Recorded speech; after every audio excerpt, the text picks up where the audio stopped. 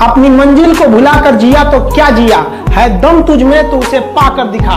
लिख दे खून से अपनी कामयाबी की कहानी और बोल उस किस्मत को, है दम तो मिटा के दिखा। और यहाँ पे हम लोग डिस्कस करने वाले हैं कि एसएससी जीडी का एग्जाम जो कि तो उसके लिए आप लोग क्या कर सकते हैं। देखिए, आप सबसे पहले एग्जाम को समझेंगे और एग्जाम का पैटर्न समझेंगे, कैसे होता है, क्या चीजें आती हैं, तो आपको थोड़ी सी और इसमें हेल्प मिलेगी। एसएससी क्या करता है, एसएससी अपने प्रीवियस ईयर को क्वेश्चन को, प्रीवियस ईयर में जो भी क्वेश्चन पूछे गए हैं, ज्यादा से ज्यादा क्वेश्चन आपके रिपीट होते हैं। तो आपको मैं कंप्लीट स्ट्रेटेजी बताऊंगा। देखिए, अभी आप लोगों को क्या करना है, अभी आपको, आपके पास कुछ समय है। सबसे पहले आप क्या करेंगे, सारे चैप्टर्स को पढ़ेंगे। जैसे हम लोग भी आपको पढ़ा रहे हैं, फौजी सारे चैप्टर पढ़ेंगे। उसके बाद क्या करेंगे, कोई भी एक प्रीवियस ईयर की बुक ले लेंगे। आपको मार्केट में बहुत सारी बुक मिल जाएंगी, उसमें से कोई भी बुक ले लीजिए जिसमें एसएससी के सवाल हो। और सबसे पहले आपको यहां पे सिर्फ अर्थमेटिक ही पढ़ना है। अगर मैं मैथ्स की बात करूं तो मैथ्स में आपको सिर्फ अर्थमेटिक पढ़ना है। आप कोई भी बुक लेंगे, उससे क्या करेंगे, ज्यादा से ज्यादा सवालों को आप लोग सॉल्व करेंगे। तो आपको पढ़ना भी है, साथ में प्रैक्टिस भी करना है, क्योंकि यहां पे सबसे बड़ा जो आपका फैक्टर पड़ता है वो टाइम का पड़ता है। सवाल आप सब कर सकते हैं, लेकिन उस टाइम के अंदर कैसे करेंगे ये सबसे इंपॉर्टेंट होता है। और वो कैसे होगा, उसके लिए आपको ज्यादा से ज्यादा प्रैक्टिस करना होगा। तो ये आपका मैथ का रहेगा, आप चैप्टर को साथ में पढ़ेंगे और उसके साथ में सवालों को लगाएंगे। रीजनिंग में भी आपको यही करना है। रीजनिंग आपका एक बहुत ही स्कोरिंग सब्जेक्ट है। अगर आपके 20 क्वेश्चन आ रहे हैं ना, तो आप इसमें समझिए कि 20 में 20 भी कर सकते हैं। अगर बहुत अच्छे से पढ़े हैं तो 20 में 20 कर लेंगे, लेकिन टाइम के अंदर कैसे करेंगे, उसके लिए आपको ज्यादा से ज्यादा प्रैक्टिस करना होगा।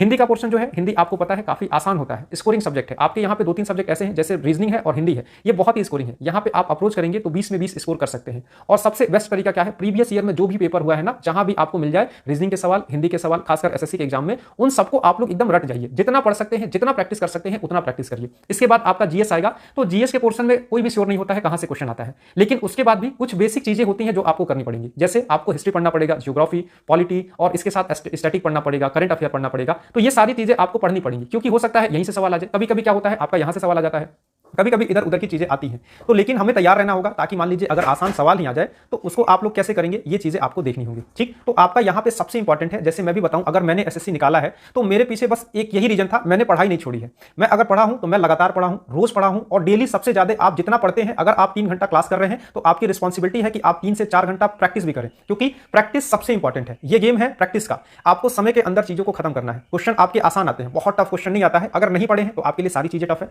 अगर पढ़े हैं तो आपके लिए सारी चीजें आसान है। तो सबसे पहले आपको क्या करना है, बेसिक से चीजें करनी है। जैसे हम लोग फौजी बैच में करा रहे हैं, एकदम बेसिक से आपको सारी चीजें करा रहे हैं। और इसके साथ आपको क्या करना है, ज्यादा से ज्यादा प्रैक्टिस करना है, खुद से प्रैक्टिस करना है, क्योंकि प्रैक्टिस तो बच्चा ही करता है, टीचर आपको पढ़ा सकता है, बता सकता है, प्रैक्टिस आप लोग को करना होता है। तो पढ़ने के अपने समय को बढ़ा दीजिए। लास्ट के 2 महीने बचे हैं, लास्ट के शुरुआत में ही आपको 2 महीने का समय ही मिला है, तो 2 महीने में आप बहुत ही अच्छी तैयारी कर सकते हैं। मतलब सिलेक्शन एकदम अपना 100% सुनिश्चित कर सकते हैं। सिर्फ आप डेली रेगुलर रहें क्लास में, और साथ में आप रोज प्रैक्टिस करते रहें, तो इससे आप अपने फौजी बनने के सपने को बहुत ही अच्छे से पूरा कर सकते हैं। और एक अच्छा आपको मौका भी मिला है ना, जो बच्चे एज से बाहर हो गए थे, जिनका एज खत्म हो गया था, उनको भी मौका मिला है, तो वो भी काफी अच्छे से अपने इस मौके का इस्तेमाल करके सिलेक्शन ले सकते हैं। तो आपको क्या करना है, ज्यादा से ज्यादा प्रैक्टिस करिए। आप हमारे साथ जुड़ जाइए, हम आपको सारा का सारा चैप्टर भी करा देंगे। लास्ट में आपको ले चल के हम लोग प्रैक्टिस भी कराएंगे, और लास्ट में आपको कुछ मॉक टेस्ट लगाने होंगे, जिससे आप अपनी तैयारी को जांच सके। ठीक है, तो ये सारी स्ट्रैटेजी आपको रखनी है। आगे मैं समय समय पे और भी चीजें बताता रहूंगा कि आपको कैसे करना है, कहां पे बच्चों को दिक्कत आ रहा है, कहां पे वाकई दिक्कत आता है, तो उसको आप लोग कैसे करेंगे, ये सारी चीजें मैं आपको रह रह के गाइड करता रहूंगा। तो आप हमारे साथ बने रहिएगा, आपको ऐसी ही वीडियोस हम लोग देते रहेंगे, जिसमें कंप्लीट आपको हम लोग गाइड करेंगे कैसे करना है, क्योंकि मेरा खुद का एक्सपीरियंस है। तो जुड़िएगा, आप इस चैनल को सब्सक्राइब कर लीजिएगा।